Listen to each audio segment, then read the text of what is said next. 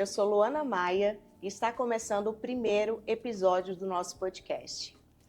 Foi criado um espaço para a gente estar falando das emoções, vínculos e saúde mental, de uma forma muito leve, mas também com muita profundidade e com muita verdade sobre todas nós, mulheres. E para marcar esse lançamento, nós trouxemos um tema urgente e muito necessário. Sabe qual é o tema, gente? Dependência emocional em relacionamentos conjugais. Fatores possíveis e todas as suas consequências. E olha que legal. Nós dividimos em 3 blocos. O primeiro bloco, nós vamos falar, destrinchar, na verdade, o que é essa dependência emocional. O segundo bloco, nós vamos falar dos impactos dessa dependência na saúde emocional das mulheres. E o terceiro bloco, quais são os caminhos para a autonomia emocional. E só para deixar vocês com um pouquinho de curiosidade, para vocês entrar nessa diversão junto comigo, a reflexão que esse episódio vem trazer para todos nós é que quando a gente fala desse tema sobre amor, apego e a falta de autoconhecimento, sobre como a falta de autoconhecimento, amor e apego pode trazer um ciclo de dor e, mais profundo, um ciclo de violência doméstica e familiar. Olha como isso é profundo, como isso é pesado. E eu trago uma pessoa muito querida, inteligentíssima, que tem total domínio sobre esse tema, a nossa queridíssima psicóloga Rebeca Siqueira. Se apresenta aí, Rebeca. Oi, Luana, tudo bem? Tudo jóia? É uma alegria estar aqui com você hoje, né? Receber esse convite. Eu sou a Rebeca, sou psicóloga clínica e também sou professora orientadora do curso de psicologia. E estou muito feliz de estar aqui hoje com você para a gente falar um pouquinho sobre isso, né? E ajudar as pessoas através da informação. Né? A informação ela é o primeiro passo para que as pessoas busquem um tratamento quando a dependência emocional se torna algo mais grave, mais sério. Nós estamos, né? Muito bom, o conhecimento transforma. Então vamos lá, Rebeca, vamos começar falando o que é essa dependência emocional, porque muita gente, na verdade, não faz nem ideia, né, do que é, nem se identifica. É totalmente dependente, mas na verdade não sabe o que é e nem sabe que é dependente emocional. Então explica pra gente. Exatamente, né? As pessoas elas têm às vezes o conceito de dependência emocional de uma forma mais voltada para o senso comum, mas na realidade ele é um padrão relacional, onde a pessoa ela busca no outro uma validação, um suporte, uma regulação que ela deveria ter por si, mas que por alguma questão, né, que talvez mais para frente a gente vai conseguir explicar, ela não conseguiu desenvolver. Então, ela tem uma necessidade excessiva, exacerbada de cuidar do outro, de zelar do outro, em detrimento de si própria. Né? É um padrão mesmo onde a pessoa deposita todas as suas expectativas e todos os seus sentimentos, sua carga sentimental sobre o outro, sobre a outra pessoa. Isso tem origem aonde? Na infância? Olha, Luana, a gente pode dizer que uma das coisas que originam, né, a dependência emocional seja a questão do apego vivenciado lá na primeira infância. É claro que não é uma única causa, né? A causa é multifatorial, a gente sabe que o ambiente está sempre interferindo na formação da identidade das pessoas. Nós sabemos que as relações também, especialmente as primeiras relações ali, são muito decisivas nisso, mas tem uma teoria do apego, né, que é do Bowlby, que diz que quando a criança ela tem os seus desejos de afeto, de amor, de apego, de proteção supridos na primeira infância, a tendência é que ela estabeleça relacionamentos mais saudáveis quando ela se torna um adulto. E para que um relacionamento seja mais saudável, essa pessoa precisa ter uma segurança em si mesma, ela precisa ser uma pessoa mais confiante. né? Para que ela não tenha essa necessidade de depositar o tempo todo no outro aquilo que ela poderia encontrar em si mesma. Ou seja, a gente não pode afirmar, mas aquelas crianças que nascem em famílias que são mais consolidadas, as chances dela de terem relacionamentos mais saudáveis são bem maiores do que Nesse aquelas sentido, crianças que não têm uma família consolidada. Nesse sentido, sim, não é só uma questão de família, mas dos primeiros cuidadores, né? Aquelas pessoas que exercem esse papel de cuidar na primeira infância, quando elas conseguem estabelecer esse vínculo afetivo de uma forma positiva, em que há uma atenção direcionada para essa criança, em que há uma segurança de que essa criança não será abandonada, de que essa criança não será rejeitada. Isso constitui todo o terreno fértil para que esse adulto também se relacione dessa forma, também tenha uma autoestima e uma autoimagem mais positivas com relação a aquelas pessoas que não tiveram, né, que não tiveram essa oportunidade, essa possibilidade de serem cuidadas dentro de relações saudáveis, estáveis, afetivas. Ok. E Rebeca, me diz quais são os principais sinais de que um relacionamento está deixando de ser saudável.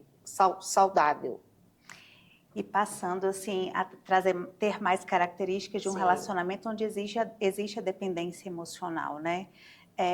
Bom, quando, especialmente numa relação, todas as decisões elas são direcionadas a apenas um dos parceiros, né? Apenas um dos membros dessa relação.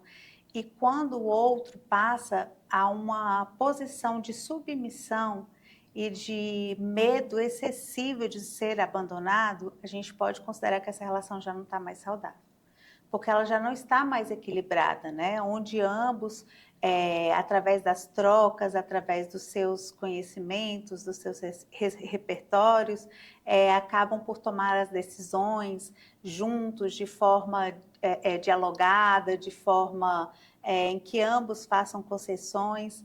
Essa é uma relação saudável, mas quando você percebe que um dos membros, né, tem ali um medo excessivo de contrariar o outro, é igual a gente fala assim, né, tá sempre pisando em ovos, sempre com medo do que o outro vai fazer, como o outro vai reagir, se o outro vai aprovar ou não, né, quando um dos membros está sempre em busca de validação independente do que lhe faz bem e do que é próprio dele mesmo. Ele busca isso no outro. A outra pessoa nem se enxerga mais, né? Ela Nem perde se totalmente enxerga mais. a sua identidade, né? Perfeito, é exatamente isso, Luana.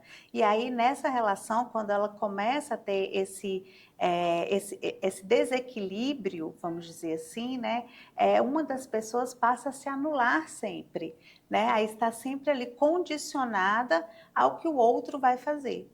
Se o outro quer, o momento em que o outro quer, e ela acaba desaparecendo naquela relação, né? Se tornando uma sombra, sempre em busca de satisfazer e de cuidar desse outro, que na maioria das vezes responde de forma controladora, e aí entra aquela questão da repetição, né? Vira mais um padrão em que um dos membros comete um erro, faz algo de errado com relação ao outro, o outro, por submissão, por medo de perder, perdoa, acredita que que aquela pessoa vai mudar e que aquilo não vai mais se repetir, e acaba virando um ciclo aí que se repete muitas e muitas e muitas vezes, né? Entendi. Deixa eu até ler aqui para não sair tanto, porque você já percebeu que para a gente não sair tanto do roteiro. Tá A bom. falta de afeto ou apego seguro na infância pode realmente moldar a forma como nos relacionamos na vida adulta? Olha que interessante. Sim, sim, como a gente falou um pouquinho antes, né, sobre essas questões das relações iniciais, né, e não só nas relações da primeira infância, mas também nas relações que elas se estabelecem no decorrer da nossa vida. A pessoa com dependente emocional, ele costuma trazer aspectos negativos de relacionamentos anteriores e projetar para relacionamentos futuros. né? Então, desde daquelas primeiras relações em que ela necessitava de cuidados, de suporte para a própria existência, né? Como para ser alimentado, os cuidados com a higiene, os cuidados com o sono, completamente dependente até os próximos relacionamentos que ele vai estabelecendo no decorrer da vida dele. Quando ele vive essas situações de um relacionamento em que há pouco afeto, em que não há uma segurança para aquela pessoa de que ela pode ser ela mesma, que o outro vai estar ali, não vai abandoná-la, isso traz para aquela pessoa um sentimento de que ela precisa estar sempre convencendo o outro a ficar. Ela tem que estar sempre mostrando, provando para o outro que ela é boa, que ele se beneficiaria, vamos dizer assim, de estar próximo a ela. E, ao mesmo tempo, o cuidado chega a ser uma devoção direcionada, né, a essa outra pessoa. Isso acaba sendo frustrante, cansativo, né? Frustrante, cansativo e acaba trazendo uma série de consequências, né? Doloroso. Para a relação, para os filhos, para o casal. É realmente um ciclo onde todos sofrem. E quais são os efeitos dessa dependência emocional para a saúde mental dessa mulher? Bom, normalmente a mulher, quando ela apresenta esse comportamento já de dependência emocional, a gente já pode dizer que existe uma fragilidade ali, né? Normalmente são pessoas com autoestima muito baixa, pessoas que têm um baixo autoconhecimento também, né? Pessoas que não desenvolveram no decorrer da sua vida uma rede de apoio efetiva e que acaba se colocando numa posição de maior vulnerabilidade mesmo para desenvolver a dependência emocional. Então, quando existe essa dependência num relacionamento que normalmente acaba adoecendo também, né, uma relação que não está saudável, que não é positiva, a gente percebe assim um aumento muito grande na prevalência de depressão, ansiedade, vários outros transtornos ali. Nós percebemos na literatura que estão associados a um quadro também de dependência emocional. Assim como a dependência emocional é um sintoma, uma característica, um critério para o diagnóstico de algumas patologias também, né? Para algumas psicopatologias. Então, para a saúde da mulher é devastador em todos os aspectos, né? E especialmente para a saúde mental da mulher. É como se ela tivesse ali uma crença negativa de que ela é incapaz, de que ela não consegue sozinha, ela é impotente, ela precisa do outro para que o outro faça por ela, e aquilo dentro dessa relação é o tempo todo reforçado. Então, ela está cada vez mais fragilizada, ela está cada vez com uma autoimagem mais negativa, ela está cada vez menos segura de que ela é capaz de ter autonomia, de ter independência. E quando eu falo em autonomia e independência, não é só uma autonomia financeira, uma dependência financeira, mas é especialmente uma autonomia emocional. Emocional. Eu gosto muito de falar que quando a pessoa ela tem noção da identidade dela, tudo é resolvido. Todas as áreas, todos os pilares da vida dela. Eu posso estar errada nisso que eu estou falando, mas eu gosto muito de pensar assim, porque eu acho que a partir da sua identidade concreta ali, quando você sabe, tudo vai deslanchando. Porque a partir da sua identidade você sabe qual é o seu propósito. Exatamente. E aí tudo vai se encaixando na sua vida, seja amorosa, seja financeira. Exatamente. Entende? Você conhece os seus limites, mas você também conhece as suas potencialidades. Exatamente. Né? Você sabe como você pode investir mais em você, em que áreas você precisa melhorar, ou que áreas você tem como maior potencial. Você tem toda a razão, Luana. Assim, o autoconhecimento ele é base para uma saúde mental e para uma vida valorosa, para uma vida feliz, para uma vida estável. O autoconhecimento, ele nos encaminha para para todas as estratégias positivas para que a gente alcance aquilo que a gente necessita, né? E a gente fala tanto hoje em dia de autoconhecimento, de empoderamento, mas a gente percebe que muitas mulheres ainda não sabem o que é autoconhecimento. Porque se soubesse, a gente não via tantas estatísticas altas de tantos casos, né? Inclusive de violência doméstica e familiar. Exatamente. Né? Então, exatamente. Tem muito trabalho ainda a ser feito nessa parte de autoconhecimento, nessa parte ainda de firmar essa identidade aí que precisa ser trabalhada. Inclusive, é comprovado cientificamente que a dependência emocional, ela aparece mais em mulheres. Por que isso acontece? Olha, Luana, de fato, né, na literatura a gente encontra uma prevalência sempre maior da dependência emocional em mulheres do que em homens. Isso também se justifica pelo fato de os homens expressarem menos os seus sentimentos e buscarem menos trabalho, então vamos dizer que os casos são subnotificados, porém, por uma questão cultural, por uma questão estrutural da nossa sociedade, a mulher ela encontra-se em desvantagem, vamos dizer assim, né, com relação a essa questão da dependência emocional. Porque os valores culturais da nossa sociedade, ele traz ainda, né, aquela questão da mulher submissa, do homem como controlador, como forte, a mulher sendo a vulnerável, a responsável pelos cuidados dos filhos, do esposo, de todos, menos dela mesma. Então, nós percebemos que existe sim uma maior prevalência, né, nas mulheres, e associado a isso, né, a gente percebe também que características que são muito próprias da dependência emocional, como uma baixa autoestima, também são associadas mais a mulheres, né? A gente percebe nas reportagens, desculpa, a gente percebe nos estudos científicos que a autoestima, a baixa autoestima, ela é mais prevalente em mulheres do que em homens. Então, há uma série aí de fatores, né, que acaba levando a mulher a se tornar mais vulnerável para a questão da dependência emocional, né? Papéis de poder e de cuidado que são estabelecidos desde o início, né, ali da infância, que já são ensinados e desenvolvidos no decorrer de toda uma vida, também podem contribuir para isso. Sim. E Rebeca, explica pra gente em que momento essa dependência ela pode se transformar, por exemplo, em um ciclo de violência doméstica e familiar.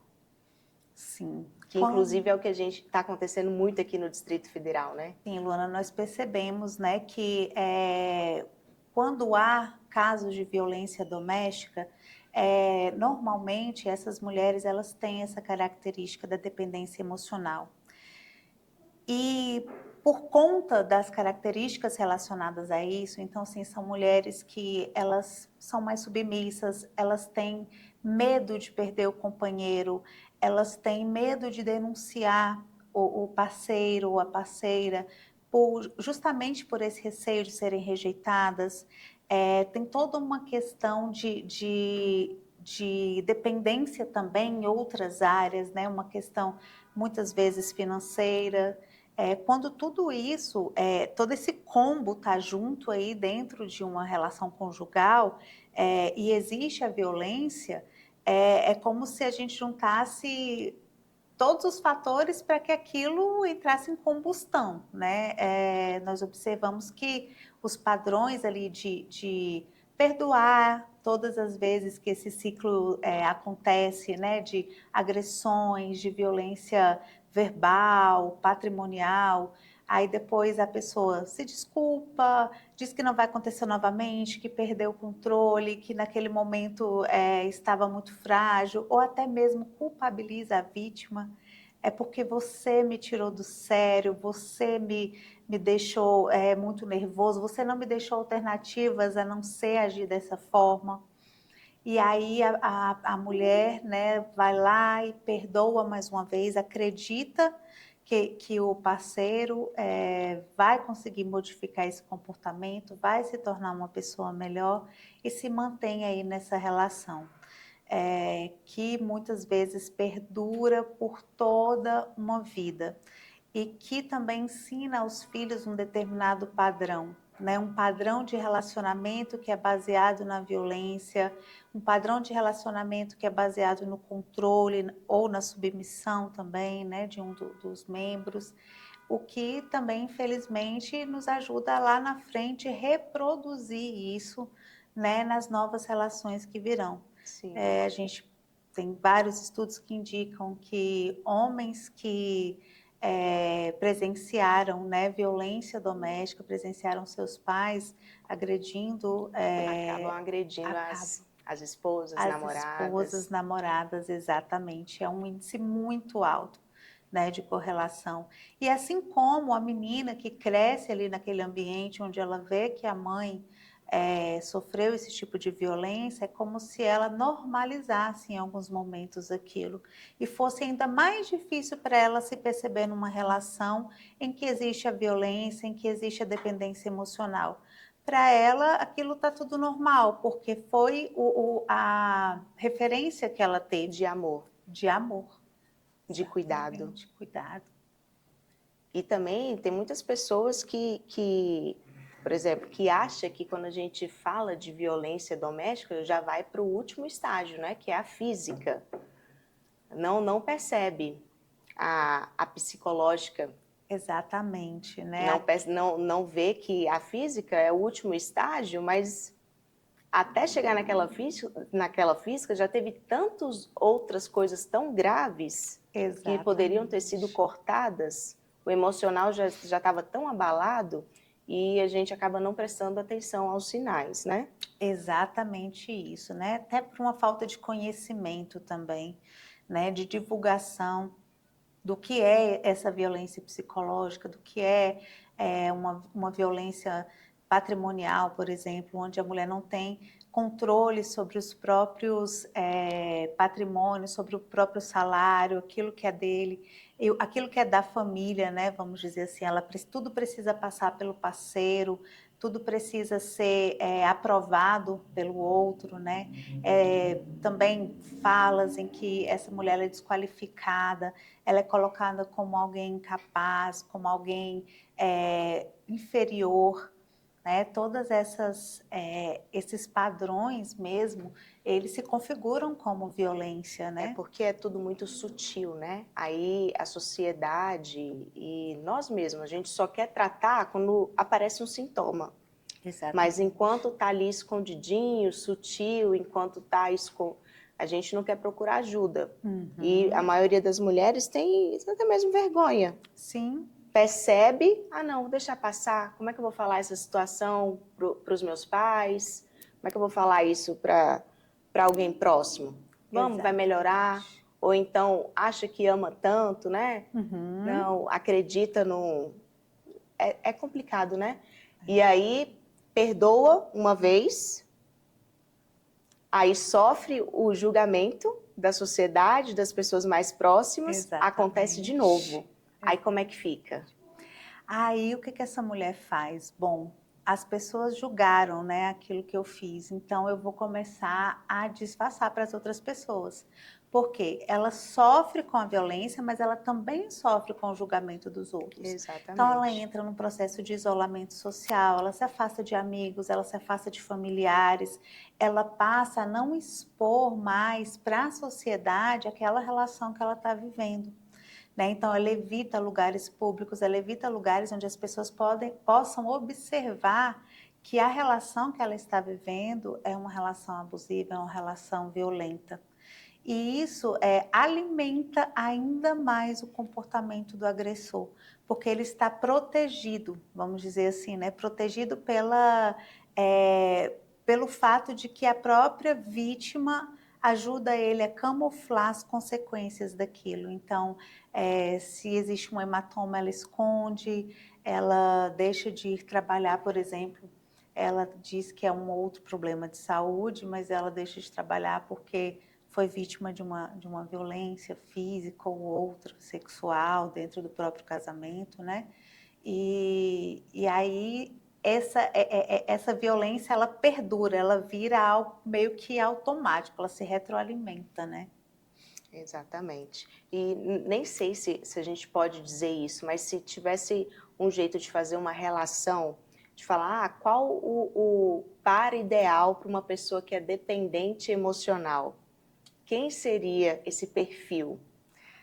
Nossa, é um perfil assim, especialmente Narcisista. Narcisista, né? controlador, Controlador. alguém que de fato se enxerga como o centro, né, ali da relação, que quer ter sempre os seus desejos realizados imediatamente, que não olha para o sofrimento do outro, né, que não percebe o sofrimento do outro e que busca relações exatamente em que ele possa dominar, Sim. né, em que ele possa impor as suas vontades.